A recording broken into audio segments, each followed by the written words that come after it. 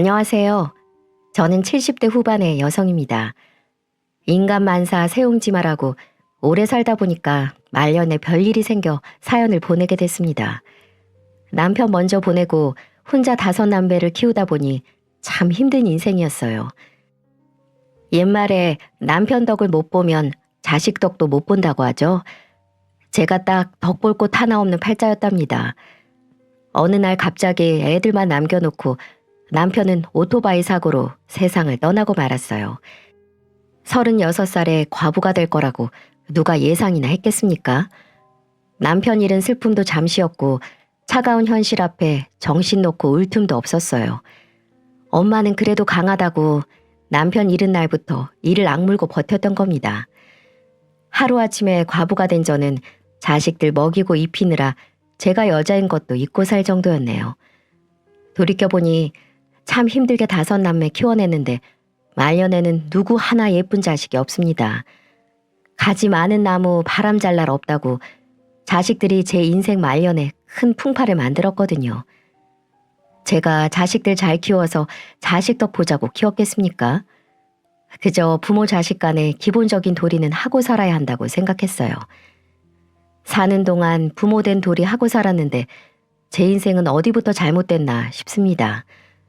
지금이야 여자 혼자 애 키우는 게 괜찮을지 몰라도 그때는 그게 그렇게 무시당할 일이었어요.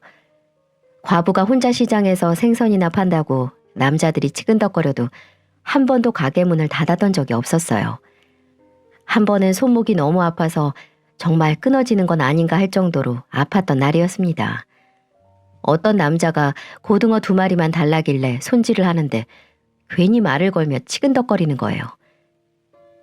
아줌마, 손님이 왔는데 좀 웃으면서 팔아야지. 웃으면 볼만 하겠는데 좀 웃어봐. 고등어 사러 왔으면 고등어나 담아가요. 자. 안 그래도 손목이 아파서 힘든데 자꾸 말을 거는 남자가 듣기 싫어 얼른 손질해서 줘버렸어요.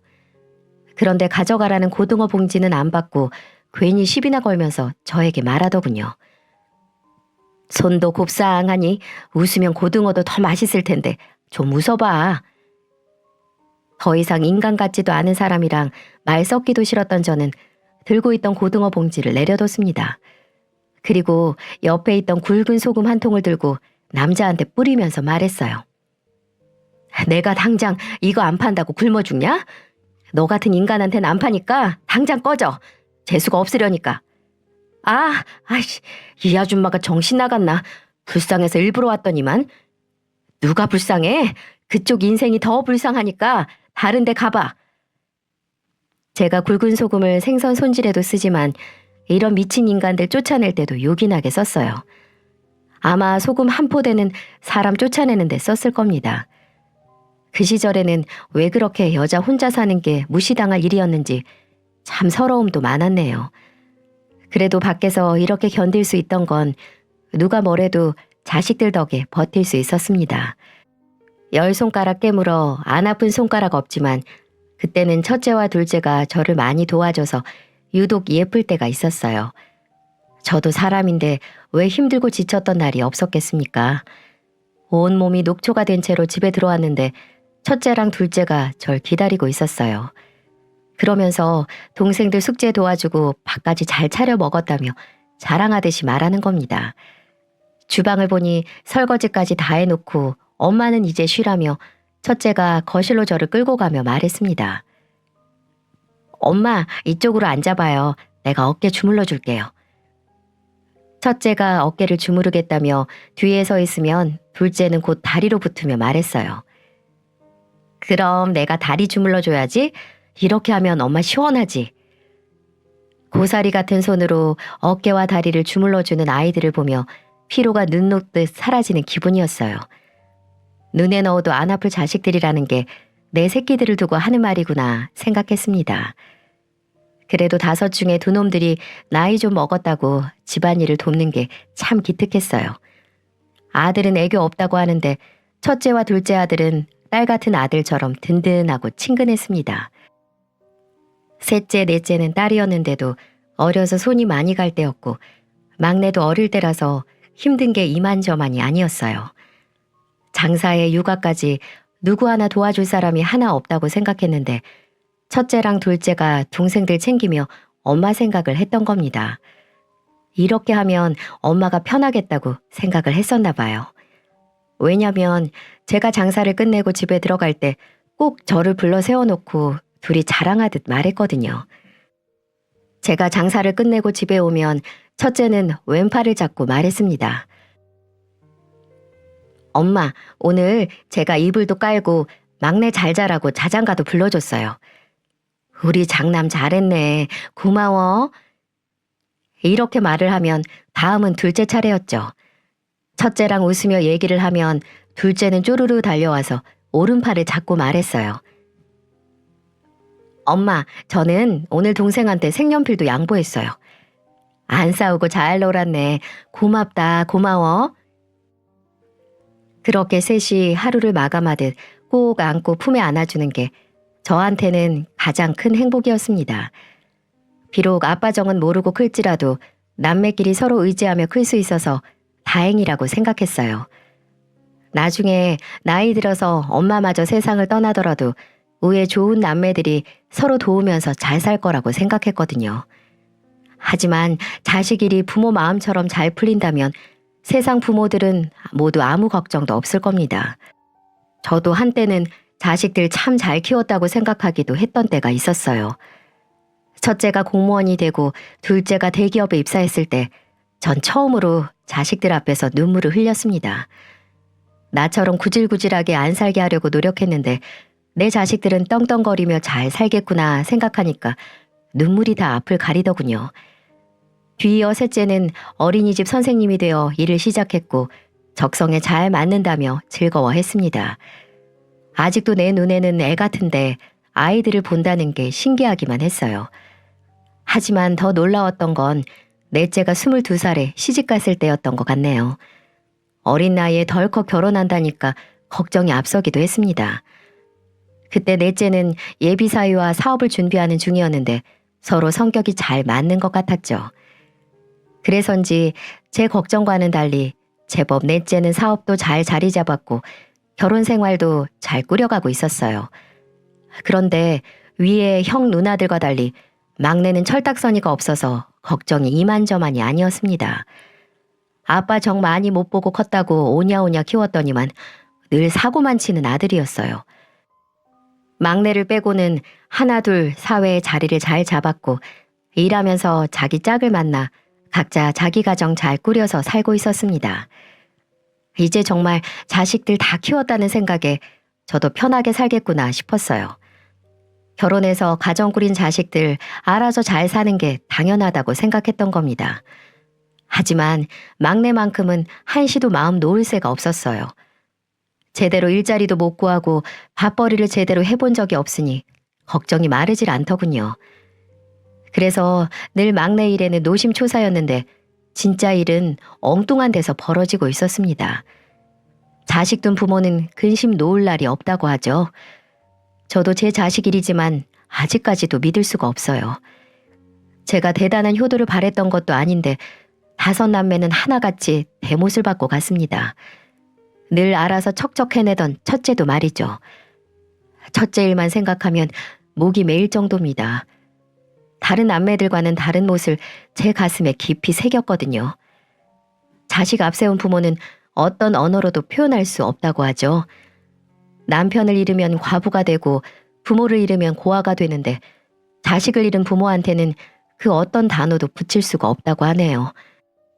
공무원으로 누구보다 착실하게 살던 첫째가 어느 날 갑자기 유서만 남긴 채 스스로 목숨을 끊었습니다. 집안에 장남 노릇하면서 아빠처럼 막내까지 살피던 든든했던 첫째가 하루아침에 싸늘한 주검이 돼서 저랑 마주하게 된 겁니다. 그날도 평소처럼 장사하러 가는 길에 모르는 번호로 전화가 오길래 받았더니 아들이 사망했다는 거예요. 믿을 수가 없어서 되묻기만 했네요. 어제까지도 저랑 전화했는데 우리 큰아들이 갑자기 죽었다니 말이 안 되잖아요. 아닐 거예요. 공무원 신분증 확인됐습니다. 어머님 힘드시겠지만 우선 병원으로 와주셔야 되겠어요. 믿을 수 없는 현실에 몇 번을 물었지만 내 아들이 확실하다는 말에 정신없이 병원으로 달려갔어요. 사고도 아니고 자살이라니 저는 정말 믿을 수가 없었습니다. 병원에 도착했더니 이미 아들은 온몸이 차갑게 식어 있었고 자살이라는 말에 정신이 혼미해졌어요. 경찰은 제게 아들이 남겼다는 유서를 건네며 동료 직원의 사내 고발로 아들이 감사를 받고 있었다고 그러는 겁니다. 그래서 저는 경찰에게 말했어요. 우리 아들은 그럴 애가 아니에요. 제가 알아요. 어려서도 자기 몫은 제일 나중에 챙기던 아들인데.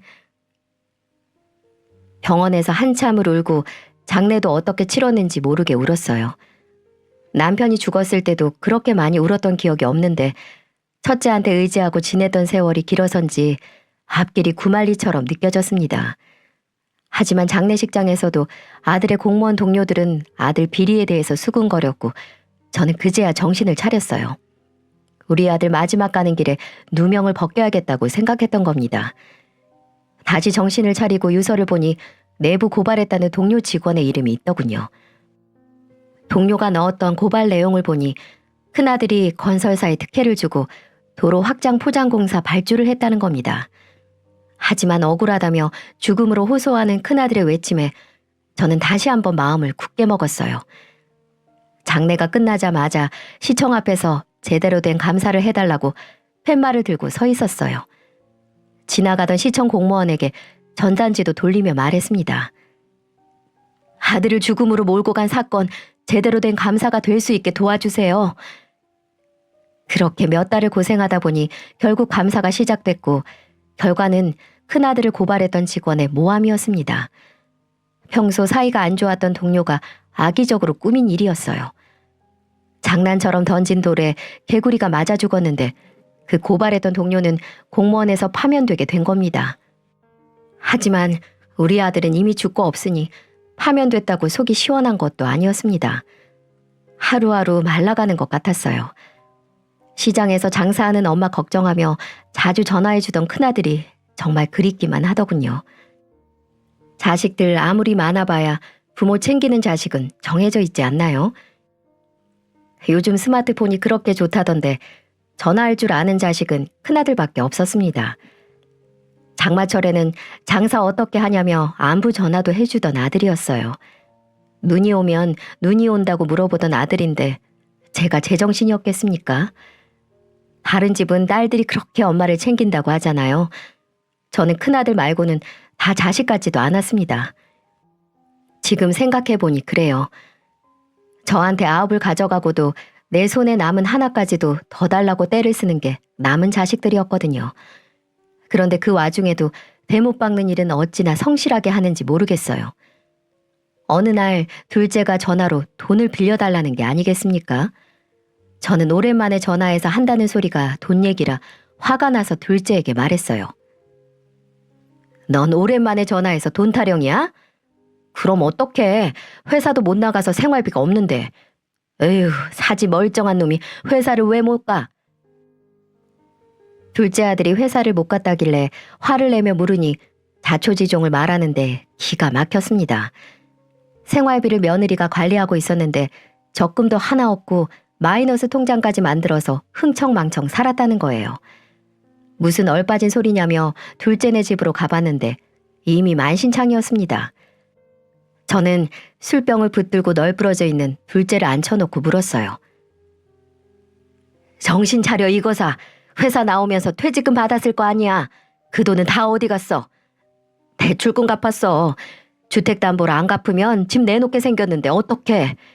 미쳤어 미쳤어. 너는 와이프가 뭘 하고 다니는지도 몰랐어? 답답한 마음에 연신 둘째 아들 등만 내리치는데 울기만 하고 말이 없는 겁니다. 속이 터질 것 같아서 술병도 현관으로 던져버리고는 말했어요. 네 인생 네가 알아서 살아. 그렇게 돈 뒷구녕으로 새는 줄도 모르고 사니까 이 상황에 잡을 게 술병뿐이지.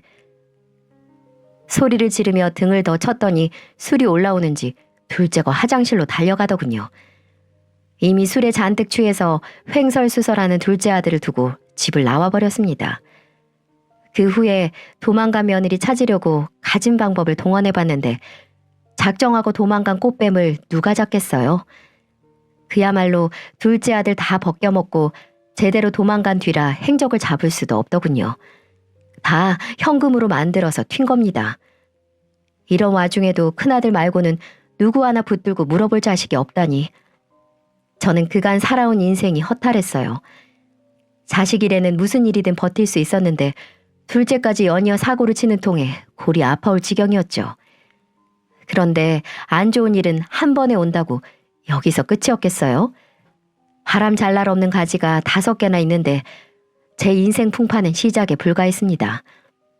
얌전하고 착하기만 했던 셋째 딸은 제 뒤통수를 제대로 쳤어요.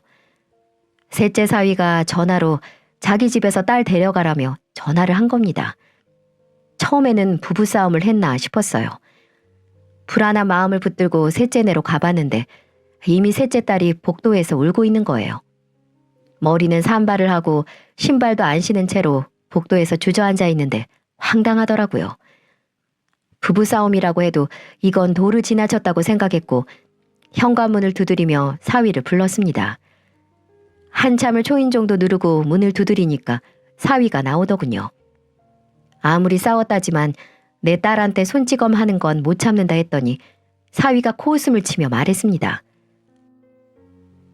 장모님, 그 대단한 셋째 딸이 글쎄 바람이 나셨어요.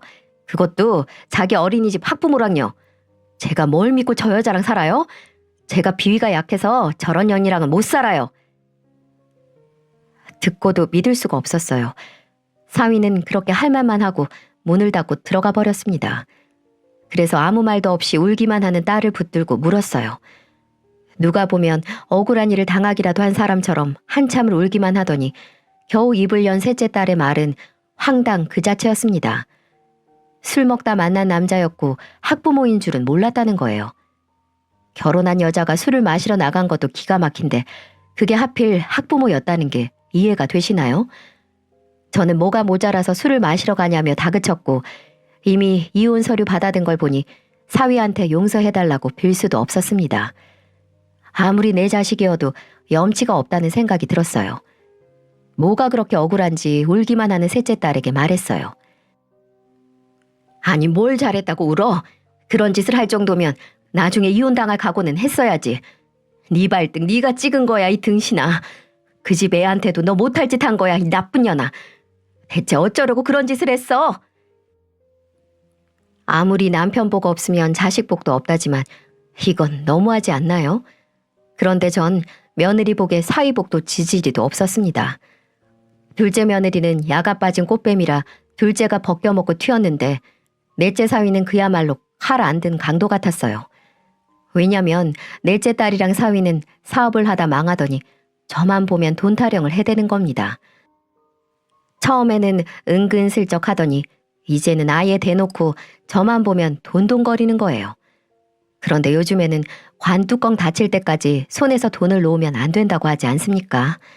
그래서 돈이 없다고 하니까 넷째 사위는 저를 무시하며 말하더군요. 죽을 때 돈 가지고 가실 거예요? 이제 큰아들도 죽고 없는데 투자한다 생각하고 저한테 좀 달라니까요. 그리고 돈이 있어야 장모님인데 돈 없다고 하시면 제가 어떻게 장모님 대접을 해드려요? 지금 투자금 급하니까 생선 팔아서 번 푼돈이라도 좀 보내세요. 내가 자네한테 투자하느니 죽을 때 내 관짝에 금칠할 돈으로 남겨둘 거야. 나도 밑 빠진 독에는 물 안 붓고 사는 사람이야. 사업할 능력 없으면 나가서 막노동이라도 해. 그 잘난 사업은 제대로 하는가 싶더니 망해버린 사업 때문에 고생을 하는 것 같았어요. 그런데 남자들 사업병이 무섭다고 다 망했으면 다른 일 하면 될 걸 꼭 사업을 해야겠다고 돈 타령을 해대는 겁니다. 뻔히 보이는 밑 빠진 독에 물 붓는 바보 천치가 어디 있겠습니까? 하도 돈 타령을 하는 통에 한동안 넷째네 부부랑은 전화도 안 하고 지냈습니다. 어쩜 자기 엄마 안부도 안 묻고 돈 타령만 하는지 귀에 딱지가 앉을 것 같았어요. 저는 말년에 주변에 돈 못 쓰고 죽은 귀신들만 붙었는지 막내까지도 난리였습니다. 막내는 심지어 돈을 제대로 벌어본 적도 없는 백수예요. 뼛속부터 백수였던 겁니다. 일자리 겨우 구해서 나가도 반나절을 버텨본 적이 없었어요. 그러면서 바라는 건 또 어찌나 많은지 꼭 저런 백수들이 지 친구들 하는 건 다 따라하려고 하잖아요. 어느 날은 장사하는데 찾아와서 한다는 소리가 자기 친구 차 뽑았다고 자기도 차를 사달라는 겁니다. 그러면서 저한테 반 협박처럼 말하더군요. 나도 차를 사야 출근을 하고 일을 하지. 차가 없어서 일 못하는 거라니까. 일을 해야 차 살 돈이 나오지. 아무것도 없는 놈이 차를 어떻게 사? 엄마가 사주면 되잖아. 나 차 좀 사줘. 안 사주면 나 평생 일 안 할 거야. 마음대로 해. 네 인생이지 내 인생이야? 세상에 자기 인생을 담보로 엄마 협박하는 아들이 또 있을까요? 절대 안 된다고 했더니 한동안 잠잠했습니다. 하지만 막내 아들은 포기할 위인이 아니었고 기어이 사고를 치고 말았어요. 글쎄 어디서 헐값에 오토바이를 샀다며 가져온 거 있죠? 자기 아버지가 오토바이 사고로 죽은 걸 뻔히 알면서도 버젓이 가져온 거예요. 그리고는 제 앞에서 오토바이 시동을 걸며 말하더군요. 막내 아들이 차가 없어서 오토바이 타고 다니다 사고라도 당하면 엄마 속이 좀 편하겠어? 그러니까 차 사달라고 했을 때 사줬어야지. 큰아들 장례도 모자라서 나까지 장례 치르고 싶어? 이게 아들이 엄마한테 할 소린가 싶었습니다. 오토바이라면 치가 떨리기 싫었어요. 남편이 오토바이 사고 때문에 죽었는데 좋아할 여자가 어디 있겠습니까? 비가 오나 눈이 오나 시장에서 독한 년 소리 들으며 키워놨더니 아들이라는 게 이럴 수가 있나 싶어 허탈했습니다. 저는 자식들한테 효도를 바랬던 적도 없어요. 건강하게 자라서 나중에 엄마가 이만큼 고생했다는 것만 알아준다면 그걸로 감사하다고 생각했죠. 그런데 지금은 어떤 줄 아세요? 저는 자식들에게 바란 적 없어도 자식들은 저에게 돈을 바라더군요. 게다가 막내는 자기까지 죽는 거 보기 싫으면 차를 내놓으라는 겁니다. 그래서 전 막내에게 단호하게 말했어요. 네가 이거 타고 나가서 죽을 용기가 있으면 타고 나가. 일할 깜냥도 없는 게 이거 타고 나가서 죽을 만큼 대단한 깡이 있어? 내가 너 낳고 키운 게 후회스럽다. 엄마한테 죽는 꼴 보라는 게 아들이 할 소리야? 제 말에 막내 아들은 궁시렁거리며 말했어요. 이제 생선도 안 팔려? 돈 없어? 불쌍한 척 하지 말고 돈 없으면 없다고 해. 아유, 구질구질한 집구석. 그러더니 오토바이를 타지도 못하고 끌고는 걸어가는 겁니다. 자전거도 못하는 놈이라 오토바이 못할 줄은 알고 있었습니다. 너무 오냐오냐 키운 게 죄라면 죄인 거겠죠. 하지만 저는 어디서부터 바로잡아야 할지 감을 잡을 수 없었어요. 다들 평소에는 연락도 잘 없다가 돈이 필요할 때만 전화를 하니까 이게 가족인가 싶을 정도였죠. 그렇다고 제가 돈을 쌓아두는 것도 아니고 늙은 몸 이끌고 장사하는 처지였어요. 그야말로 벼룩의 간을 빼먹으려고 자식들 넷이 달려드는 꼴이었습니다. 그러던 어느 날 제가 몸살이 심해서 출근을 못했던 날이었어요. 마침 넷째가 웬일로 집을 찾아왔더군요. 그러면서 제 눈치를 살피며 넷째 딸이 저에게 물었습니다. 어디 아파? 감기면 약 먹고 좀 주무셔. 고생했나 보네. 머리가 다 아프네. 거기 약이랑 물 좀 줘. 그래, 얼른 약 먹고 푹 자고 일어나면 좀 괜찮을 거야. 넷째는 약 먹고 좀 자라며 약과 물을 챙겨줬어요. 개똥도 약에 쓸라면 없다는데 마침 이럴 때 미운 딸이라도 있으니 조금 위안이 되긴 했습니다. 그런데 계속 주방이랑 제 방을 왔다 갔다 하는 거예요. 처음에는 오랜만에 와서 뭐라도 찾나 싶었습니다. 마침 약 기운에 잠이 들어서 뭘 찾나 묻지도 못하고 잠이 들어버렸어요. 잠이 푹 들려던 찰나에 부스럭거리는 소리에 눈이 떠졌습니다. 그런데 저는 눈을 뜨고도 꿈을 꾸는 줄 알았어요. 글쎄 넷째 딸이 제 장롱에서 돈뭉치를 꺼내다가 딱 걸린 겁니다. 기가 막혀서 아픈 것도 잊어버리고 벌떡 일어나서 딸에게 소리치면서 말했어요. 웬일로 집에 왔나 했더니 딸년이 온 게 아니고 쥐새끼가 온 거네. 엄마는 무슨 말을 그렇게 해. 그러니까 도와달라고 할 때 좀 도와주지. 있으면서 안 도와줘. 누가 보면 제 장롱에 있던 돈이 넷째 딸의 돈인 줄 알겠더군요. 기가 막히고 어이가 없어서 베개를 던지며 나가라고 소리를 질렀는데 넷째 딸은 뭐가 그렇게 억울한지 소리를 지르며 말하더군요. 엄마는 큰오빠만 아들이고 다른 자식들은 자식도 아니지?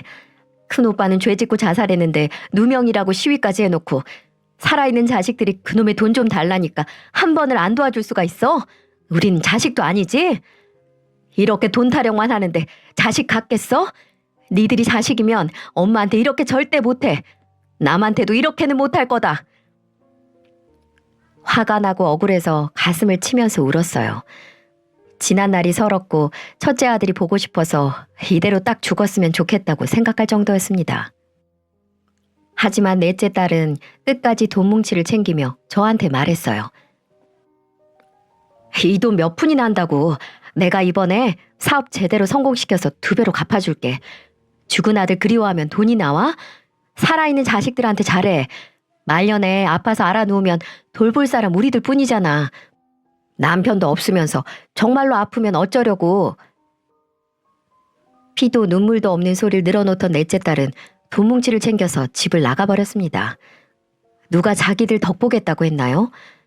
가벼운 감기에도 저런 피도 눈물도 없는 소리를 하니까 소름이 돋을 정도였어요. 진짜 중병이라도 알았다가는 2번 다시 안 찾아올 자식들이라는 생각이 들더군요. 이런 제 생각이 의심에서 확신이 된 순간은 제가 당뇨를 앓으면서부터였습니다. 잠을 푹 자도 피곤하고 피로가 풀리지 않은 것 같았어요. 그리고 몇 달 사이 체중이 눈에 띄게 감소한 겁니다. 아무래도 몸이 이상해서 병원에 가봤는데 당뇨병이 심해져서 합병증 위험이 올 수 있는 상태라고 했습니다. 그래서 장사도 못하게 됐고 더 이상 경제적 활동을 할 수 없는 상태가 된 거예요. 오랫동안 장사했던 자리를 정리하면서 옆 가게 언니도 수고했다며 다독여주고 건강을 걱정해주더군요. 그런데 이 와중에 둘째는 생활비가 없다며 전화를 한 겁니다.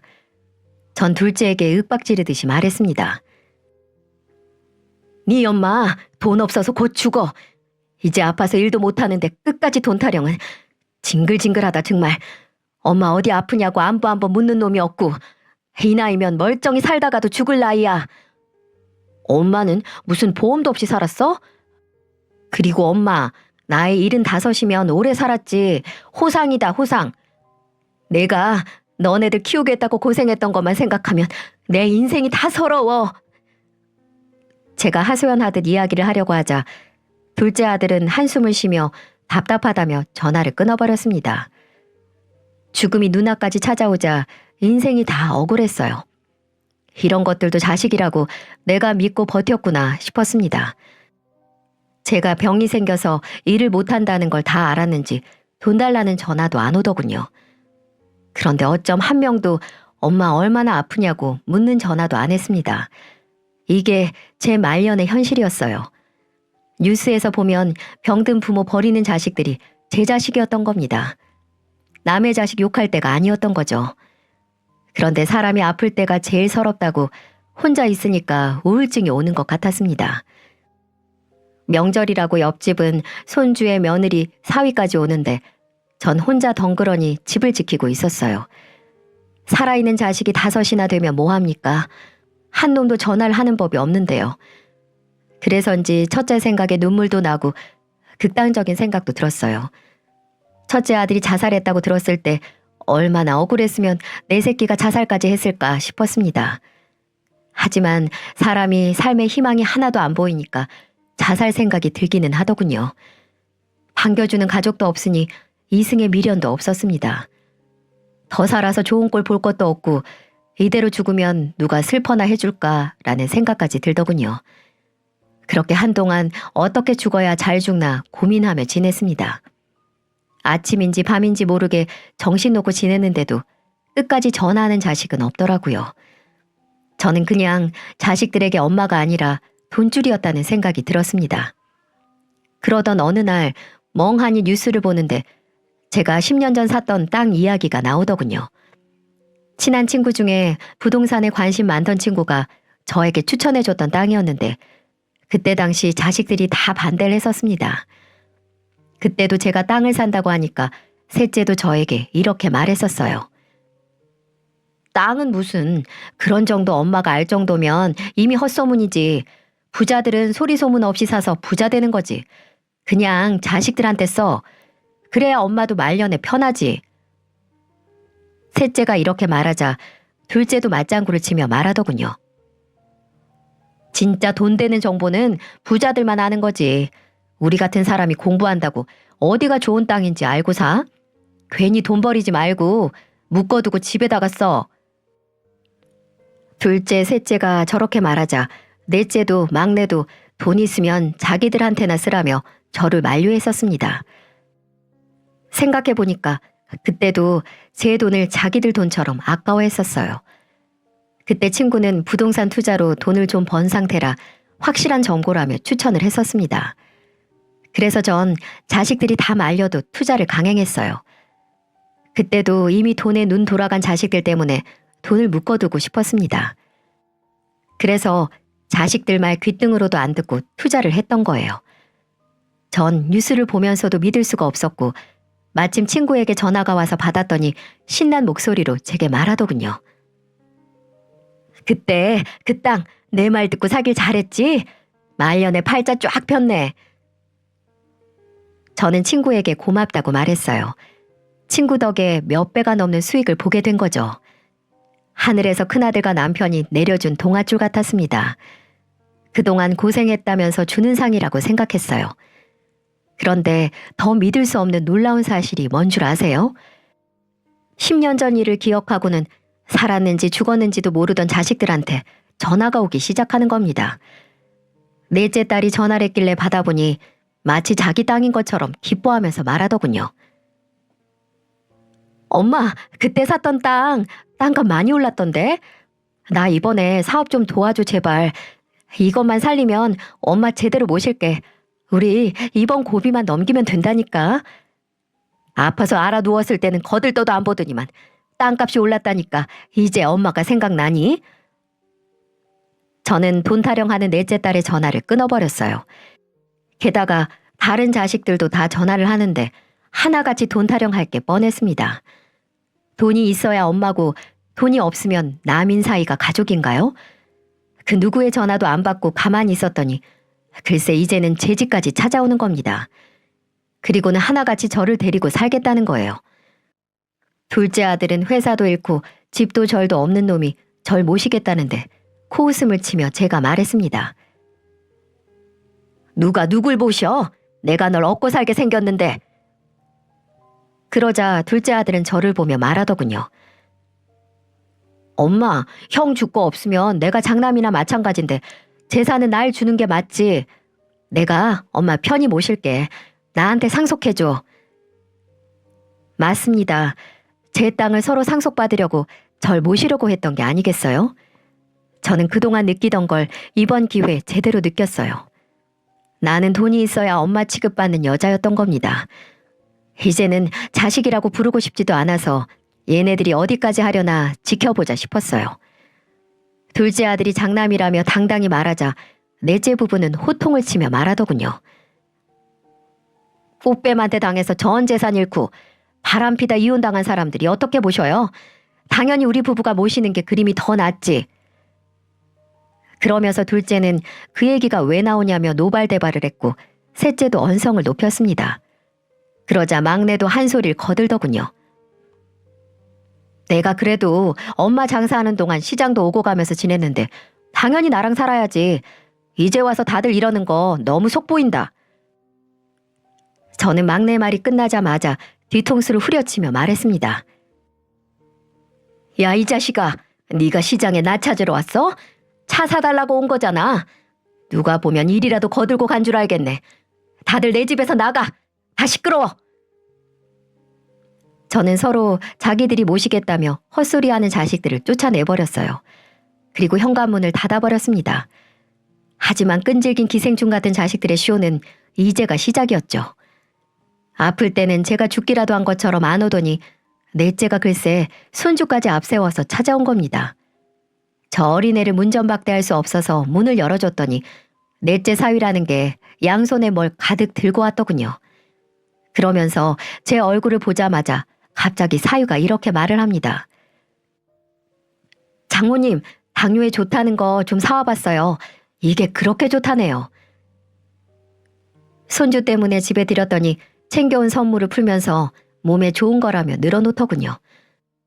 부창부수라고 넷째 사위가 팔불출처럼 말을 하니 넷째 딸도 거들며 말하더군요. 엄마, 이거 사위가 엄마 주려고 3일 전부터 다 산 거야. 그만 사라고 해도 장모님 물건에 돈 아끼지 말자고 다 사더라. 왜? 이제 돈 생겼으니까 장모님 대접 선심 쓰는 것처럼 하는 거야? 엄마는 왜 좋은 의도를 그렇게만 생각해? 좋게 좀 생각해봐. 저는 다 가져가라고 치우라며 소리쳤습니다. 그리고는 오랜만에 손주 손을 잡았는데 넷째 딸년이 손주 옆에 찰싹 붙더니 말했습니다. 할머니, 저 돈 좀 주세요. 아빠가 돈이 없어서 일을 못한대요. 여러 방법이 안 된다 싶으니까 자기 자식 앞세워서 돈 좀 받겠다는 심보였어요. 이게 정말 말이 되나요? 저는 당장 애 데리고 나가라며 물건 다 챙겨서 넷째를 돌려보냈습니다. 그리고 문을 닫으면서 넷째 딸한테 말했어요. 나 너 같은 딸이랑 사위 둔 적 없다. 내가 다시 한번 자식을 믿으면 인간이 아니야. 2번 다신 오지 마. 독하게 내뱉자 넷째 딸은 화가 났는지 군시렁거리면서 나가버렸어요. 그리고 곧 전화가 왔고 제가 전화를 안 받자 문자를 남겼습니다. 문자 내용도 어이가 없었어요. 잘 생각해.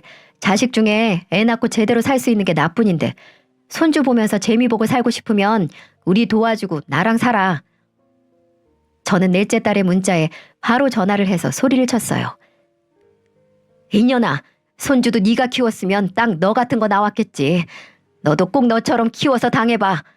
돈도 없는 부모도 부모로 쳐주는지 한번 키워보라고. 자식 낳아보면 부모 마음 이해한다는데 우리 집 넷째 딸은 예외였나 봅니다. 유일하게 손주 낳고 살던 넷째마저 이 지경이니 다른 자식은 안 봐도 비디오였어요. 그 후에도 둘째가 캐리어를 털털 끌며 찾아왔는데 저는 빗자루 때리며 내쫓았습니다. 얼마나 괘씸했는지 몰라요. 그래서 힘껏 빗자루로 때리며 말했습니다. 어딜 돈 냄새 맡고 기어와? 당장 가버려. 나는 너 같은 장남 둔 적 없어. 우리 큰아들 살아있었으면 네 다리 몽둥이부터 분질렀을 거야. 2번 다시 찾아오지 마라. 생각지도 못했던 빗자루 세례에 당황한 둘째는 캐리어 바퀴가 빠지도록 도망가더라고요. 셋째 딸도 막내도 그놈의 돈 때문에 문도 안 열어주는데도 한참을 서 있는 겁니다. 저는 결국 경찰을 불러서 잡상인이 왔다고 신고했습니다. 그리고는 저는 자식이라고 생각한 적 없으니 모르는 사이라고 했죠. 엄마한테 돈 좀 생겼다고 하루가 멀다 하고 찾아오는 자식들이 반갑지도 않고 심기가 불편해지기 시작했어요. 저는 그래서 대책을 마련하다 묘책을 찾아냈죠. 땅을 팔고 절반은 병원에 치료가 위급한 아이들에게 기부했습니다. 제가 비록 자식 농사는 실패했지만 어린 생명을 살리는 일에는 도움이 되고 싶었거든요. 그런데 기부를 하는 과정에도 자식놈들은 버젓이 살아있는 자식들은 안 보이냐며 우는 소리를 하는 겁니다. 그래서 저도 말했어요. 나도 너희들이 안 찾아올 때 혼자서 죽어가고 있었어. 지금 감히 나한테 죽내사내 말을 함부로 해? 나는 너희들 같은 자식 둔 적 없어. 죽든지 살든지 알아서 해. 우연한 좋은 기회로 새 생명을 얻어서 살게 된 저처럼 어린 아이들에게도 2번째 기회를 주고 싶었어요. 이런 제 마음을 병원에서도 고맙게 받아주셨고 감사장도 수여받을 수 있었습니다. 말년에 팔자가 핀다는 게 이런 복이 아닐까요? 남을 도울 수 있는 사람이 된 게 꽤나 멋진 일인 것 같았습니다. 요즘 은행에서 상속인을 설정할 수 있는 승계 상품이 있다길래 가입도 했습니다. 그리고 남은 재산은 죽기 전에 기부하겠다는 조건으로 가입을 했어요. 이렇게 되면 제가 우려하던 귀찮은 법적 분쟁도 막을 수 있어서 저한테는 딱이었죠. 제 자식들한테는 단 한 푼도 안 가도록 해두니까 삶이 조금 편해져서 지금은 소풍도 다니며 지내고 있게 됐어요. 옛말에 인생은 초년복보다는 말년복이 좋아야 편한 인생이라고 했잖아요. 그동안 제가 살면서 겪었던 모든 일들은 그저 복이 없었구나 생각하고 살고 있네요. 하지만 자식들이 성인 된 후를 돌이켜보니 제가 잘못 살았나 싶기도 합니다. 그래도 저는 사는 동안 최선을 다했다고 생각해요. 자식 속을 누가 알겠습니까? 5이나 키워보니까 원래 자식이라는 게 9을 가져가도 제 손에 있는 하나까지 훔쳐가야 직성이 풀리는 게 자식이라잖아요. 그래도 다 알면서도 부모니까 못 이기는 척 주고 사는 거겠죠. 저도 한때는 간이고 쓸개고 다 줄 수 있는 부모였지만 이제는 아닙니다. 제 인생 원 없이 즐기다가 가려고요. 부모 마음 다 알아주진 못해도 배신을 안 당할 줄 알았는데 자식도 부질없다는 생각이 듭니다. 결국 힘이 들 때 가장 힘이 되는 건 내 자신인 것 같아요. 그러니 모두 스스로를 가장 1순위로 두고 살았으면 좋겠습니다. 제 박복하고 긴 팔자 이야기는 여기까지예요. 들어주셔서 감사드리고 앞으로 더 좋은 일만 가득하시길 바라겠습니다.